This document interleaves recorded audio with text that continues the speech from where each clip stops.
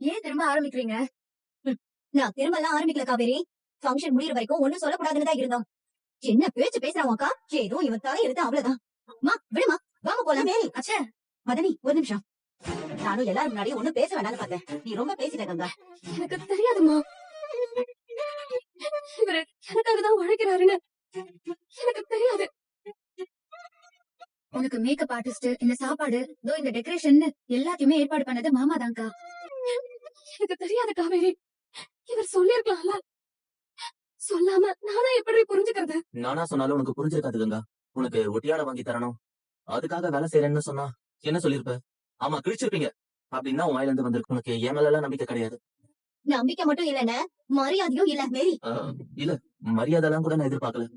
இவன் எதுவுமே செய்ய மாட்டான், அவன் செய்யறதெல்லாம் வேஸ்ட்ன்னு தான் நீ எப்பவுமே சொல்லுவ கங்கா. இந்த வளகாப்பு விஷயம் பேசினதுல இருந்து நீ என்ன எவ்வளவு இன்சல்ட் பண்ணிருக்கன்னு தெரியுமா? இன்னைக்கு நீ பேசினியே, நான் எதுக்காக இருக்கேன்னே தெரியல, என்னால ஒரு பிரயோஜனமும் இல்ல அப்படின்னு என்னென்னமோ சொன்னி. நான் நிறைய கேட்டுட்டேங்க, நிறைய கேட்டுட்டேன். நீ சொல்லும் போதெல்லாம் எனக்கு வலிக்கவே வலிக்காதுன்னு நினைக்கிறியா? எனக்கெல்லாம் எவ்வளவு வலிக்கும் தெரியுமா?